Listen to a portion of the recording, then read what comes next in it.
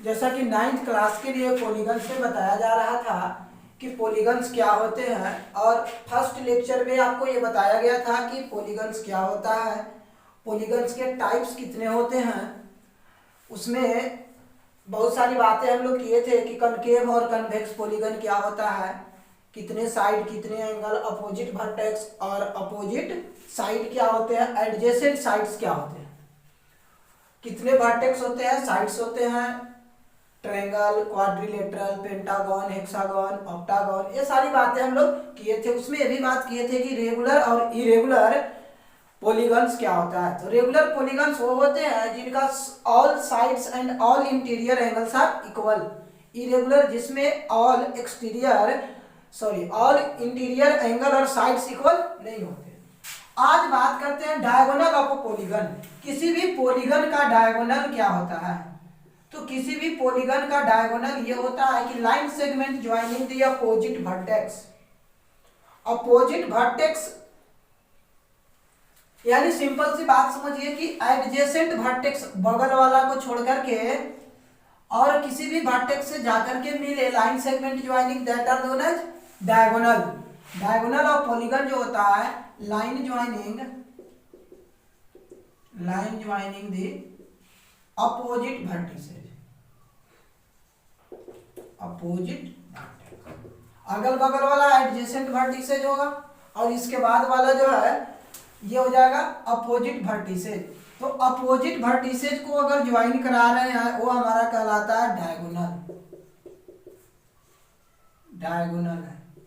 अब डायगोनल की बात कर दिए तो number of diagonals of N sided polygon, N sided polygon का नंबर ऑफ डायगोनल्स कितना होगा। जैसे अगर कोई भी पॉलीगन दिया हुआ है तो उसमें नंबर ऑफ साइड पता होगा, और मिनिमम पॉलीगन में नंबर ऑफ साइड 3 हो सकते हैं। ट्रायंगल से ही शुरू होगा क्योंकि पॉलीगन एक क्लोज्ड प्लेन फिगर है। तो यहां अगर बात करें तो number of diagonals of N sided polygon होता है n into N minus 3/2, n into N minus 3/2। ये बात जो है आपको ध्यान में रखना होगा। जैसे अगर कोई आपसे पूछ दिया कि क्वाड्रिलेटरल नंबर ऑफ डायगोनल्स, हम इधर लिखते हैं नंबर ऑफ डायगोनल्स। अगर n बराबर 4 है, n बराबर 4 का मतलब हो गया क्वाड्रिलेटरल। क्वाड्रिलेटरल में नंबर ऑफ डायगोनल्स कितना हो जाएगा। तो नंबर ऑफ डायगोनल्स जो हो जाएगा 4 इंटू 4 माइनस 3/2, यानी कि 4 गुना 1/2 यानी 2 होगा।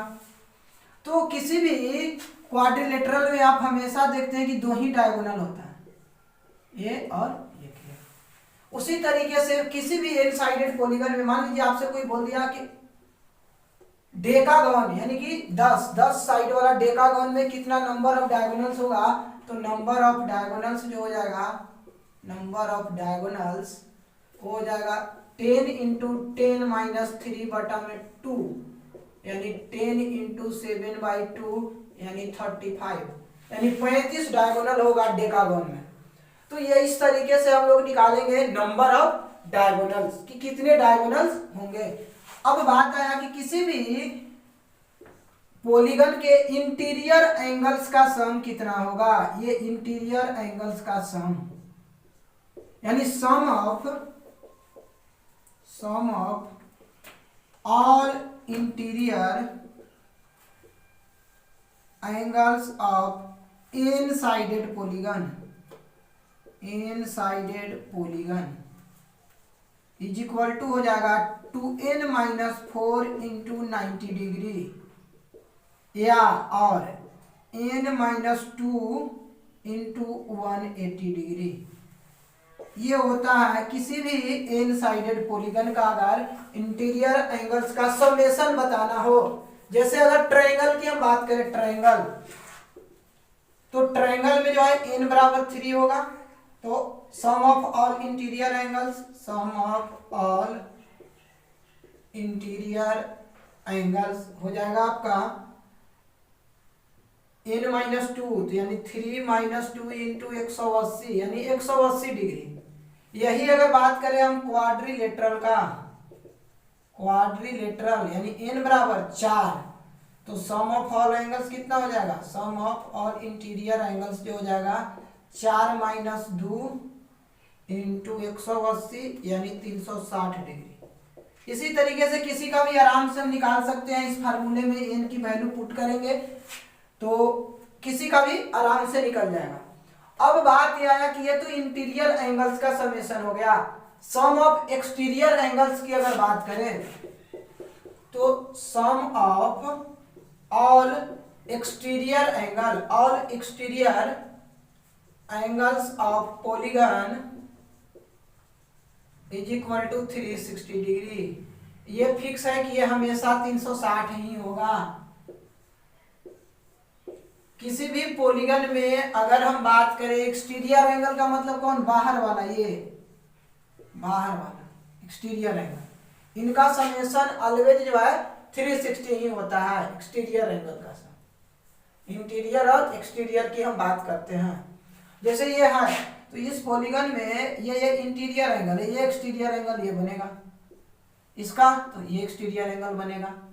इस तरीके से हम लोग देख के बात करते हैं। तो ये हुआ कि नंबर ऑफ डायगोनल्स और एंगल्स, एक्सटीरियर इंटीरियर एंगल्स कैसे निकालते हैं। इसके आगे जो है नेक्स्ट क्लास में हम लोग देखेंगे।